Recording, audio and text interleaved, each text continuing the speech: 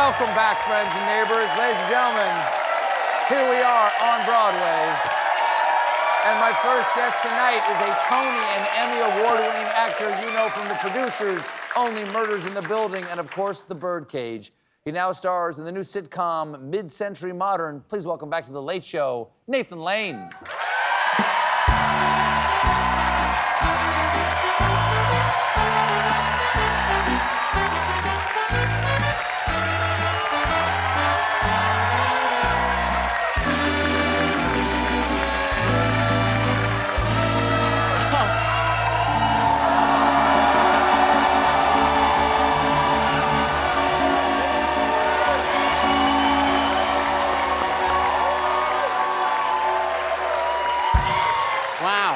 Maestro. How lovely.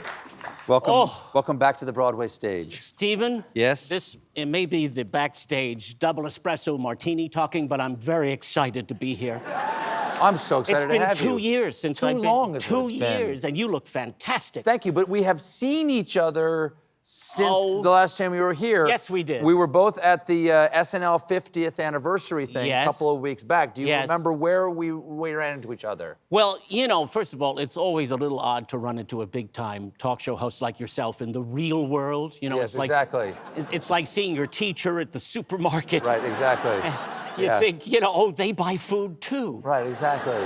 So it was a star-studded affair, and even on the entire night. Oh, unbelievable! Yes. And even the men's room was celebrity-packed. Yes, exactly. Although I was surprised to see Rudy Giuliani in there. Yes. He was the bathroom attendant, but still. Yes. Anyway, guys got to pay some bills. Gotta pay some. And when I walked in, there was only one available urinal, and it was right next to you. Yes. And I believe it was Freud who said there are no accidents. It was either Freud or one of the Kardashians. Yes. So I situated myself next to you, and I said, this is how I'd like to do all of my interviews from now on. Yes. CBS would not allow it tonight, unfortunately. And then when we go to commercial, we just flush. We could call it The Late Show Unzipped.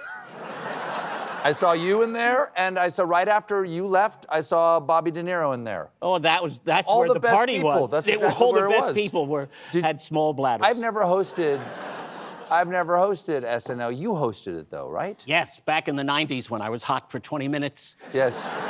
What was that like? I'm a member of the exclusive One-Timers Club. Yes.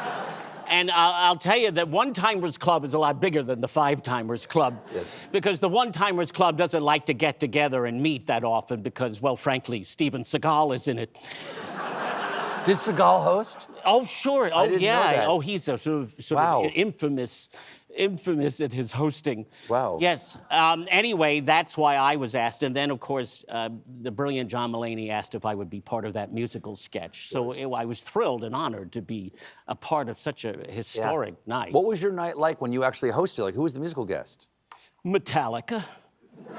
Was it really? Who else? We have the same fan base. Speaking of legends, this Yes. is something I'm very, very jealous of, especially right now, is that you had a chance to work with the great Gene Hackman. There you are in the Birdcage together. Amazing, like, what a cast of people. You have said that he was your favorite actor. What did you love about Hackman? I think I told him every morning he was my favorite actor. And when we were shooting that dinner scene, so we were all at a table for a whole week. So every morning I would tell him he was my favorite actor, and I would say, tell me about The Conversation. Tell me about Scarecrow, you and Pacino. And he would go, Scarecrow, you liked Scarecrow. And Wow. He was like Spencer Tracy. You couldn't catch him acting.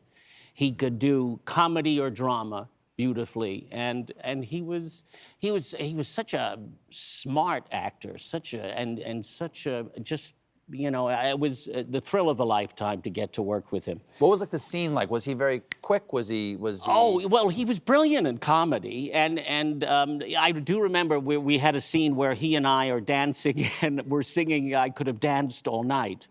And then at the end, we're leaving the scene, we're going into dinner, and I ad-libbed. I said, you know, I played Eliza in high school. And he said, I bet you were wonderful.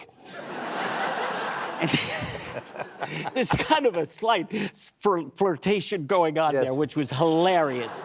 Yes. He was such one of the greats of the screen, and I was just very fortunate to get to share that time with him. Well, a lot has changed since the last time you were here, Nathan. Donald Trump is back in the White House. What? I'm so sorry you had to find out this way. I was out of town. What happened? And his administration is purging not just the government, but it's also putting its mark on cultural institutions. Yeah. Like the Kennedy Center. It's now he's the chairman of the board. I know. And he's appointed his buddies to be on the board with him. I know. What do you make of what he's doing in terms of what it means for culture? Well, I don't want to be a downer, but I think from a historical context, we're totally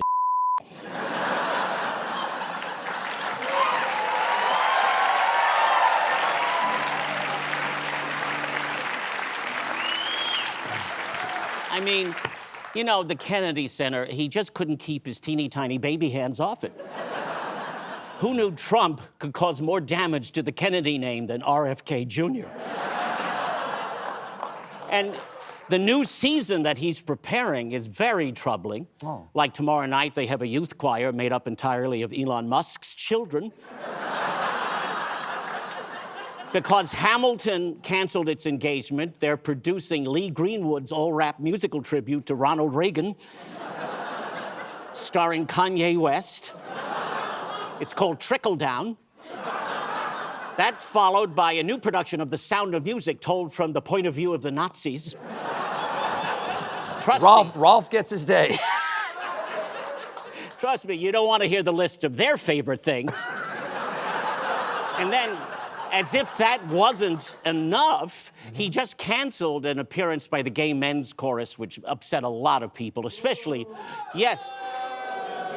especially all those conservative Republicans on Grindr.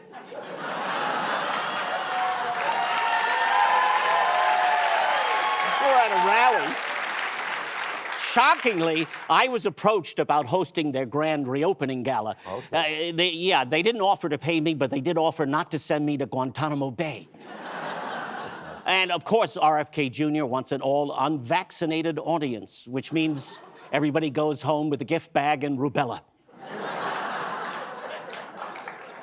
You don't hear the word rubella much anymore. No, not as much. It's a funny word. It's a good word. We have to take a quick break, but we'll be right back with more Nathan Lane, everybody. Stick around.